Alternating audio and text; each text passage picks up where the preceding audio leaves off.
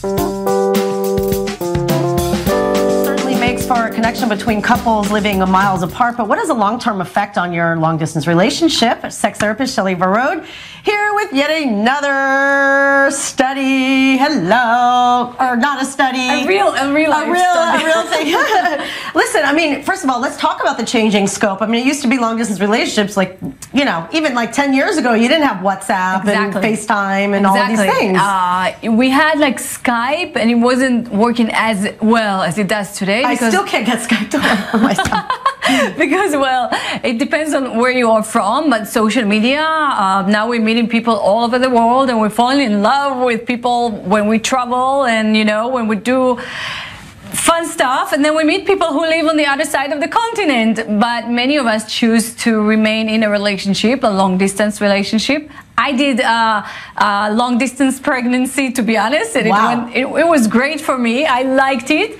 So I'm like, do's and don'ts for a long-distance relationship. First of all, I'm a big believer in love. So I think, yeah, even if you met someone and you feel that it's true connection and true love, and they do live in another country, love is love. Give it a chance. Right. But a chance means, yeah, first we have to stay in touch all the time and not just like on the phone or WhatsApp. We need to see each other. Right. You know, they're saying in Hebrew, far from the eye, far from the heart. Mm-hmm. It's true.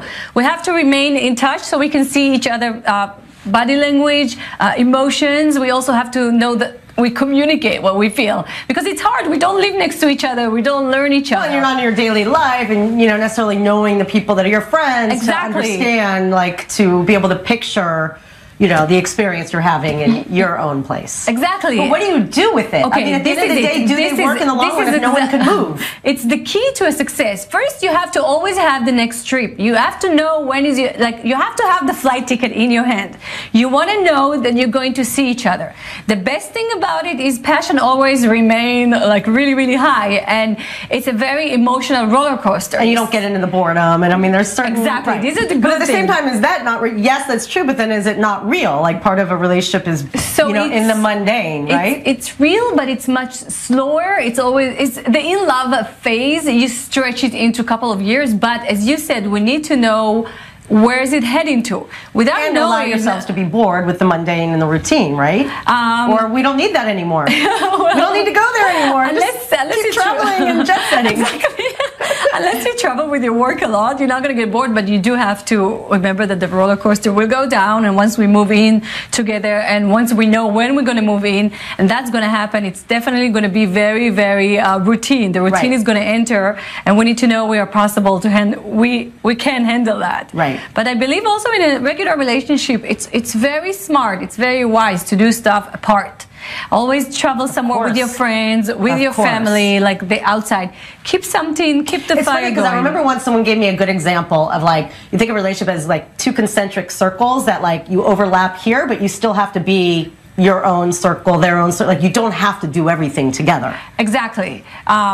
I truly believe in that. I believe also for the long distance, I think it's good because it's good for people who have are busy with either career or friends or social life, but are very, very busy, have their own life. And independence. And very independent. Right. And the most important thing is not the jealous type, okay? We can't be jealous. We can't control. Where have you been? If you're a jealous person, it's going to be, oh my God, it's obsessing over where are they? What are they doing? You cannot. Why are they calling me? Why are they texting? What are they mean by this? Are they drunk? And every picture they see on Facebook or Instagram, they're like, where have you been? Who is this girl? Everything seems so much, I guess, more intense. Yes. Right. When you're far away. So the key is, like, be independent, be busy, keep your flight ticket in hand so you know when your next trip, and have a future plan. Can long distance relationships, like, kind of withstand the long run if you never end up living in the same city? Like, are we going to have more long distance relationships not in the same city? I think maybe for people who were married before and realize that marriage life or